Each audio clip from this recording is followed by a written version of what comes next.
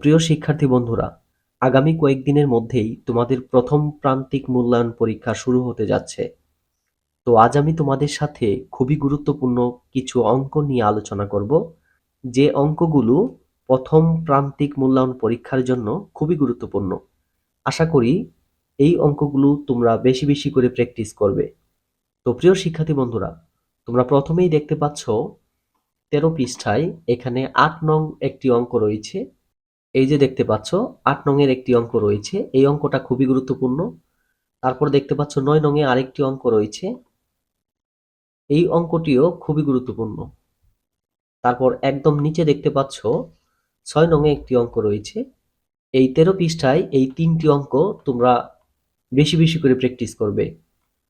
তো তারপরে দেখতে পাচ্ছ 16 পৃষ্ঠায় এই যে 14 নং যে অঙ্কটি আছে, এটি একটি সৃজনশীল অঙ্ক। এই অঙ্কটা খুবই গুরুত্বপূর্ণ।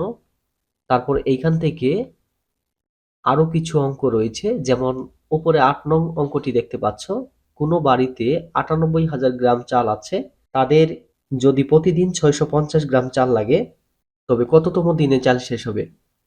তারপরে এখানে দেখতে পাচ্ছ 11 নং একটি অঙ্ক রয়েছে, রাখি প্রতি মাসে 950 টাকা সঞ্চয় করে কততম মাসে তার সঞ্চিত টাকা 50,000 অতিক্রম করবে।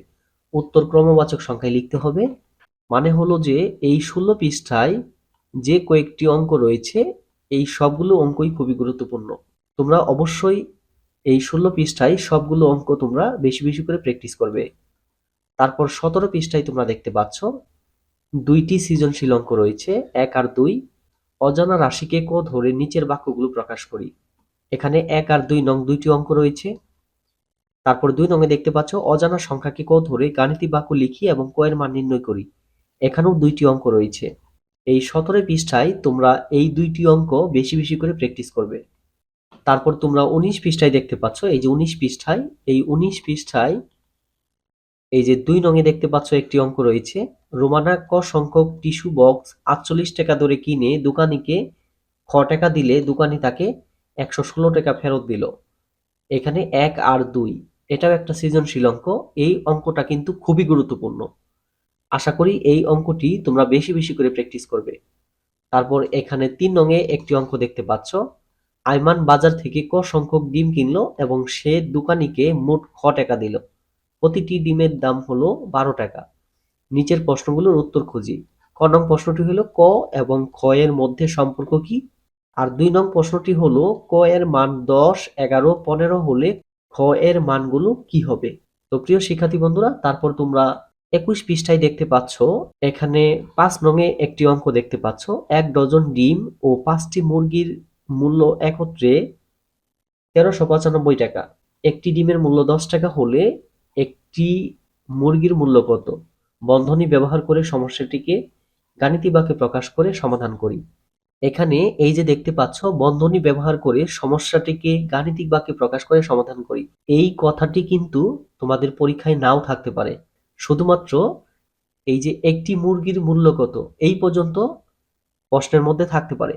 তারপর এখানে 4 নং এ একটি অঙ্ক দেখতে পাচ্ছ, 3 ডজন ডিম ও 5 হালি কলার মূল্য 620 টাকা। 1 ডজন ডিমের মূল্য 140 টাকা হলে একটি কলার মূল্য কত? এখানে এই যে বন্ধনী ব্যবহার করে সমস্যাটিকে গাণিতিক বাক্যে প্রকাশ করে সমাধান করি, এই কথাটা কিন্তু নাও থাকতে পারে। শুধুমাত্র এইখান থেকে এই পর্যন্ত পরীক্ষার মধ্যে থাকতে পারে। তোমরা কিন্তু এই অঙ্কটি গাণিতিক বাক্যের মাধ্যমেও করতে পারো, আবার তোমরা চাইলে সাজিয়েও করতে পারো। ওকে? তো প্রিয় শিক্ষার্থী বন্ধুরা, তারপরে 22 পৃষ্ঠায় দেখতে পাচ্ছ 8 নং এ একটি অঙ্ক রয়েছে, একটি পানির ট্যাঙ্কে প্রতি মিনিটে 7 লিটার পানি ঢোকে এবং 3 লিটার পানি খরচ হয়। 12 মিনিট পর ট্যাঙ্কটিতে কত লিটার পানি জমা হবে? ওকে? তো প্রিয় শিক্ষার্থী বন্ধুরা, এই অঙ্কটিও খুবই গুরুত্বপূর্ণ। তারপর উপরে 7 নং এ দেখতে পাচ্ছ আরেকটি অঙ্ক রয়েছে, এই অঙ্কটিও কিন্তু খুবই গুরুত্বপূর্ণ। তো প্রিয় শিক্ষার্থী বন্ধুরা, তোমরা 23 পৃষ্ঠায় দেখতে পাচ্ছ, এখানে এই যে 10 নং এ একটি অঙ্ক রয়েছে, এই অঙ্কটি কিন্তু খুবই গুরুত্বপূর্ণ। এই অঙ্কটিও তোমরা বেশি বেশি করে প্র্যাকটিস করবে। তারপর তোমরা দেখতে পাচ্ছ এই যে 24 পৃষ্ঠায় দেখতে পাচ্ছ, এখানে একটি অঙ্ক রয়েছে, এই যে দেখতে পাচ্ছ 11 নং এ, মা ও মেয়ের বয়সের সমষ্টি হলো 56 বছর। মায়ের বয়স মেয়ের বয়সের 3 গুণ। তাদের প্রত্যেকের বয়স কত? এই অঙ্কটা কিন্তু খুবই গুরুত্বপূর্ণ। এই অঙ্কটা খুবই গুরুত্বপূর্ণ। ওকে, তারপর তোমরা দেখতে পাচ্ছ এই যে 26 পৃষ্ঠায় দেখতে পাচ্ছ 3 নং-এ একটি অঙ্ক রয়েছে। একজন তাঁতি 3 দিনে 24 মিটার কাপড় বুনতে পারেন। এখন নিচের প্রশ্নগুলোর উত্তর খুঁজে ছকের খালি ঘরগুলো পূরণ করি। এখানে এই কথাটা নাও থাকতে পারে পরীক্ষার মধ্যে, এই কথাটা নাও থাকতে পারে, শুধুমাত্র এইটুকু লেখা থাকবে একজন তাঁতি 3 দিনে 24 মিটার কাপড় বুনতে পারেন। এখন 1 নং প্রশ্নটি হলো 6 দিনে কত মিটার কাপড় বুনতে পারবেন, আর 2 নং প্রশ্নটি হলো 32 দিনে 256 মিটার কাপড় বুনলে এর অর্ধেক সময়ে কত মিটার কাপড় বুনতে পারবেন।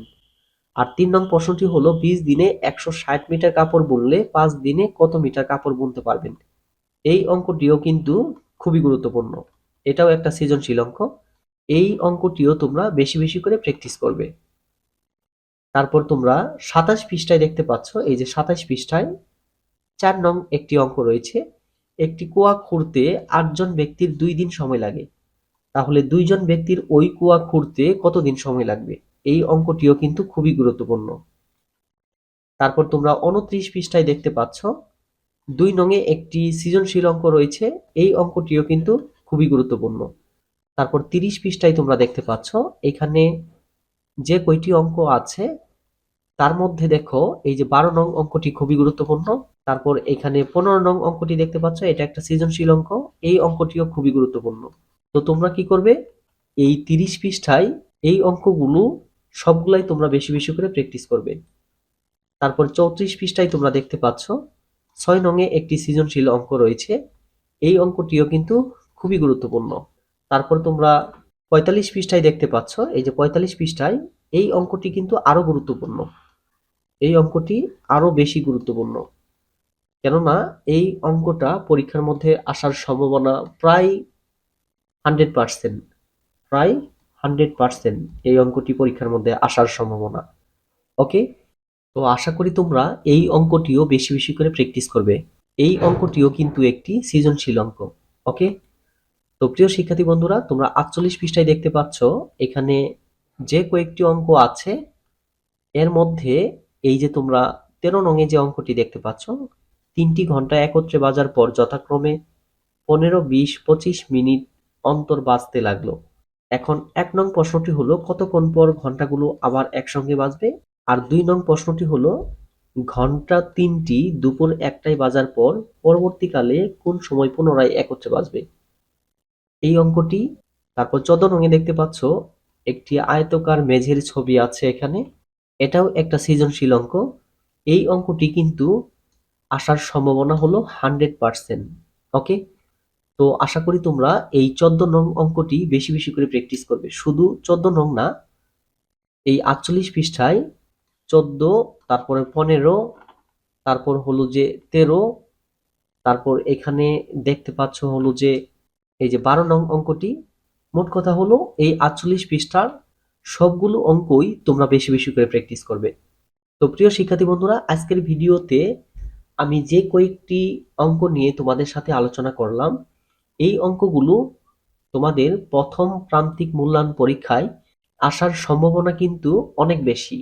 এই জন্য তোমরা কি করবে, এই অঙ্কগুলা বাসায় বেশি বেশি করে প্র্যাকটিস করবে। তো প্রিয় শিক্ষার্থী বন্ধুরা, আজকের ভিডিওটি এই পর্যন্তই। কথা হবে পরবর্তী অন্য কোনো ভিডিওতে অন্য কোনো টপিক নিয়ে। সেই পর্যন্ত সবাই ভালো থাকো, সুস্থ থাকো। আসসালামু আলাইকুম।